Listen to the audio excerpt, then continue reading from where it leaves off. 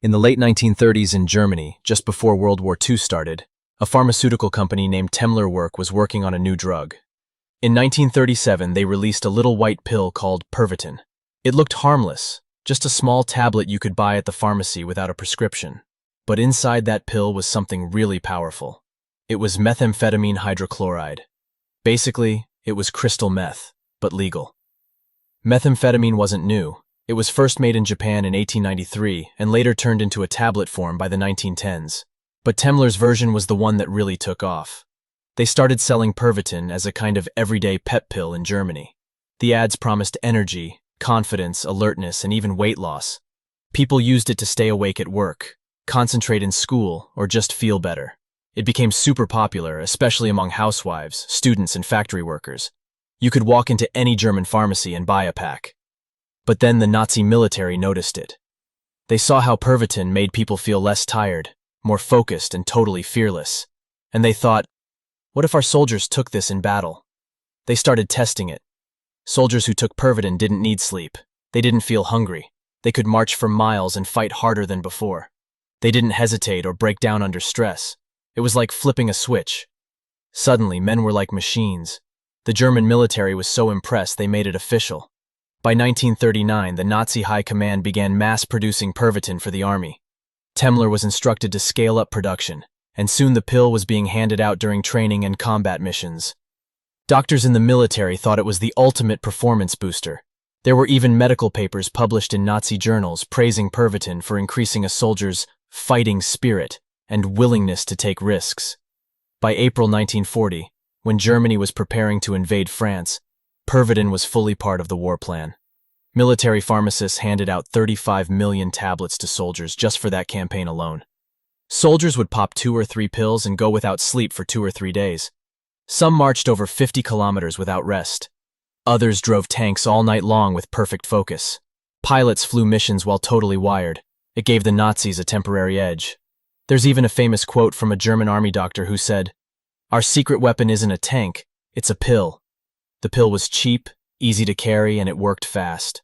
Pervitin became known as Stuka-Tabletten, named after the Stuka dive bombers, and also Go pills. Soldiers nicknamed it Panzerschokolade, which means tank chocolate, because sometimes it was mixed into candy or chocolate to make it easier to take. The Nazis had a battle plan that shocked the world. It was called Blitzkrieg, which means lightning war in German. The idea was simple: hit fast, hit hard, and don't give the enemy time to breathe.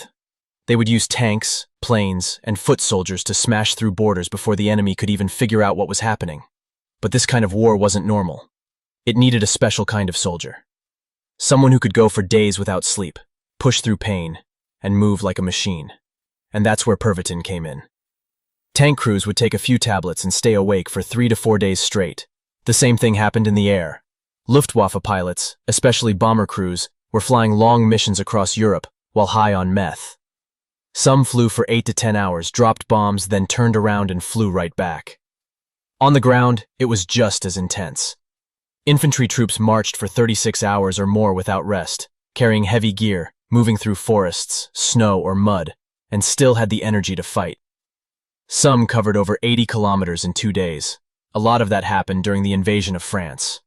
One of the most famous examples happened in May 1940, during the push through the Ardennes forest. This area was supposed to be impossible to cross with tanks. The French didn't expect the Germans to come through there. They thought it was too difficult. But the Nazis did the impossible, and they did it fast. German forces broke through the Ardennes in record time, completely surprising British and French troops. Most of those Nazi soldiers hadn't slept for days. They were kept going by a steady supply of meth. In fact, some commanders were instructed to give troops 2 Pervitin tablets per day, and more if needed during combat.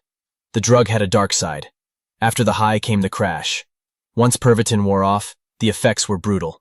Soldiers would suddenly feel dizzy, paranoid, and weak. Some collapsed in the middle of the battle, unable to move. Others became aggressive and confused. A few even experienced hallucinations, thinking they were being hunted or surrounded when nothing was there. In some cases, entire squads had to be pulled out of the battlefield just because the crash hit all at once. There were even early reports of soldiers going insane, screaming, shaking, or refusing to follow orders because they thought they were being attacked by invisible enemies. By the end of 1940, some military doctors started noticing the side effects. They reported cases of addiction, psychosis, and extreme emotional breakdowns. But even then, the army kept using it, because it worked in the short term. Meth didn't just make Nazi soldiers faster or stronger. It may have made them more violent, more heartless, and even more evil, especially inside the SS, the Nazi group responsible for the worst crimes of the war. The Schutzstaffel, or SS, wasn't just a regular military group. They were deeply loyal to Hitler, trained to obey without question, and were in charge of things like the death squads and the concentration camps, including Auschwitz, Treblinka, and Majdanek. There's strong evidence that many SS members were addicted to meth. And not just meth, but also morphine and other opioids. This mix created a deadly cocktail. Meth made them alert and aggressive. Morphine made them numb and emotionless. Together, these drugs may have helped them carry out the most inhuman acts, without hesitation. Some Nazi doctors believed these drugs were useful for keeping the troops cold-blooded. Others just didn't care what the drugs did to people. They were more focused on results. Inside the camps, doctors like Dr. Karl Klauber and Dr. Eduard Wirtz used prisoners as lab rats. At Auschwitz, Dachau, and Sachsenhausen, victims were injected with meth to test how long a human could survive without sleep or food. Some were pushed until their hearts literally stopped beating. One experiment in Dachau involved freezing prisoners to see how long they could survive. They were given meth to try and extend their endurance. Others were starved while high to see if the drug could keep them alive longer. Most of them died in agony. The SS officers themselves were often so deep into their own drug use that they lost all touch with reality. There were cases where SS guards hallucinated, screaming at shadows or imagining that prisoners were planning attacks. One SS guard at Majdanek reportedly shot multiple prisoners because he thought they were whispering in his head. But they weren't saying anything. It was the meth talking. Another officer was seen shaking violently, unable to stand, and then suddenly went into a rage, beating a prisoner to death with his bare hands. Witnesses said he was foaming at the mouth, likely having a drug-induced breakdown.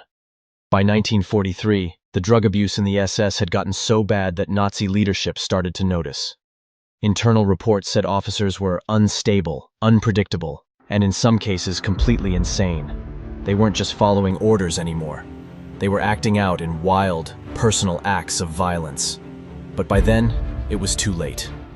The Nazi high command tried to slow down the use of Pervitin, especially in the SS, but the damage had already been done. These men were addicted, and their minds were falling apart. It's easy to think that only ideology made the Nazis so cruel, but drugs may have played a big part. Meth didn't cause the hate, but it likely removed whatever thin line was left between orders and total savagery. It gave them the energy, the focus, and the rage to carry out things no normal person could do for that long, or with that level of brutality. Now let's talk about Adolf Hitler himself. What most people don't know is that Hitler wasn't just giving drugs to his army. He was taking a lot of drugs himself, and not just sometimes. This was a regular, daily thing. He had a personal doctor named Theodor Morell. Morell acted more like a personal drug supplier in a white coat. While some people in Hitler's circles saw him as a joke, or even dangerous, Hitler trusted him completely. If Hitler had a headache, stomach cramps, or just felt tired, Morell would give him something, and Hitler always wanted something. He believed the injections made him stronger. Between 1941 and 1945, Morell gave Hitler over 80 different kinds of drugs. Some of them were basic vitamins, but most were heavy stuff, strong, mind-altering drugs. One of the most shocking facts we know now is that Hitler was regularly being injected with drug cocktails that included methamphetamine.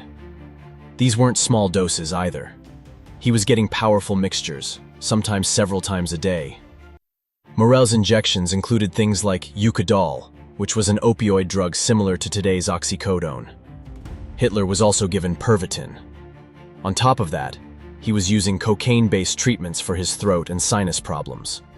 Morell also gave him caffeine and glucose shots to keep him energized during the day, and barbiturates to try and calm him down at night. Hitler was even given things like bull semen extract because Morell thought it might help his stamina and energy levels. It sounds unbelievable, but it's true. By the time 1944 rolled around, Hitler's body was clearly falling apart.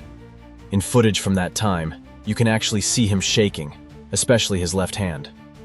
In one famous clip, he's trying to hide his trembling hand behind his back. His posture was weak, and his facial expressions looked tense and frozen. These were all signs of serious drug side effects, or maybe even withdrawal. His speech patterns changed too. Sometimes he would talk too fast or too slow. His moods were completely unstable. He would go from being overly confident and excited to shouting at people, accusing everyone around him of betrayal. Many people close to him believed his thinking had changed. He wasn't as sharp as before. He ignored his generals and stopped trusting anyone. He believed Germany could still win the war, even when it was obvious they were losing badly. He started talking about secret weapons and miracle solutions. A lot of historians now believe this kind of thinking may have been influenced by the drugs he was taking. Through all of this, Morell kept giving Hitler more injections, every single day, sometimes more than once. By early 1945, Hitler was probably completely dependent on these drugs. His health had totally collapsed. His teeth were rotting, his skin was pale and sweaty. He had stomach problems, trouble sleeping, and constant tremors. He spent most of his time hiding in the Führer bunker under Berlin, giving orders that didn't make sense, while the world above him was crumbling. By the end, Hitler was barely functioning. He was paranoid, shaking, and constantly afraid that people were plotting against him. He trusted almost no one. He didn't even attend military meetings anymore. He just stayed locked in his underground bunker, surrounded by yes-men, and still getting his daily injections from Morell. When Hitler finally took his own life on April 30, 1945, he was physically and mentally destroyed. By the final years of World War II, everything in Nazi Germany was falling apart. The mighty war machine that had once seemed unstoppable was now broken. Cities were being destroyed, soldiers were dying by the thousands, and supplies were running out fast. But instead of facing the truth, the Nazi leadership locked themselves into a bubble of lies, delusions, and drugs. By late 1944, Germany was losing badly. The Allied forces had landed in France and were pushing from the west. The Soviet Red Army was crushing German troops in the east. Berlin was getting bombed almost every night. German civilians were starving, freezing, and terrified. But inside Hitler's underground bunker, deep beneath the Reich Chancellery, the Nazi leaders were pretending like they still had a chance. And part of the reason they could believe that lie was because many of them were high. Other top Nazi leaders were in the same spiral. Joseph Goebbels, the propaganda minister, was taking sleeping pills every night. He had 6 children, and by 1945, he knew their lives were doomed too. He spent his last days praising Hitler in the bunker, while secretly preparing to kill his whole family. Heinrich Himmler, head of the SS, was popping stimulants to stay alert and manage his many collapsing departments. But even he started looking for ways to escape or make deals with the Allies. The entire leadership was falling into total chaos. People were arguing constantly. Some were sneaking out of Berlin, hoping to survive. Others stayed, but only out of fear or blind loyalty. The core of Nazi evil didn't come from drugs, it came from their ideology, a system built on racism, anti-Semitism, and a belief in total control and domination. The decisions to invade countries, wipe out entire populations, and build death camps were made by people who believed in that ideology. The drugs didn't create the hatred, but they did make it worse. Methamphetamine didn't cause World War II, but it made the Nazi war machine faster, more aggressive, and harder to stop. In the hands of a regime already committed to violence, meth acted like fuel on a fire. After the war, the world slowly began to uncover just how widespread drug use had been in the Nazi ranks. Millions of tablets had been produced. Medical records, testimonies, and official military documents confirmed what had once sounded like rumor. Large parts of the Nazi military, from ordinary soldiers to high-ranking officials, were using drugs regularly. But the story of Nazi meth doesn't end in 1945. Pervitin didn't disappear after Germany fell. In fact, it was repackaged under new names. In the 1950s and 1960s, it was sold in the United States under the name Obitrol, originally as a weight loss and energy pill. Later, Obitrol's formula changed slightly and became known by a name many people recognize today, Adderall, a drug now widely used to treat ADHD. The chemical structure is not identical to wartime Pervitin, but the roots trace back to the same compound, amphetamine-based stimulants, designed to keep people alert and focused. It's also worth noting that some of the scientists involved in Nazi drug experiments didn't face punishment. Instead, some were quietly recruited by both the United States and the Soviet Union during the Cold War. Through programs like Operation Paperclip, Nazi doctors and researchers were brought to work on aerospace, weapons, and even military medical research. Their knowledge of drugs played a part in developing later military drug programs. So, what does all this mean today? Drugs by themselves aren't good or evil. It's how they're used, and who is using them, that makes the difference.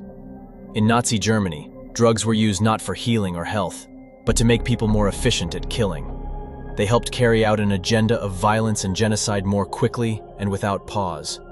When you combine an extreme ideology with substances that remove fear, pain, or emotion, the result can be horrifying.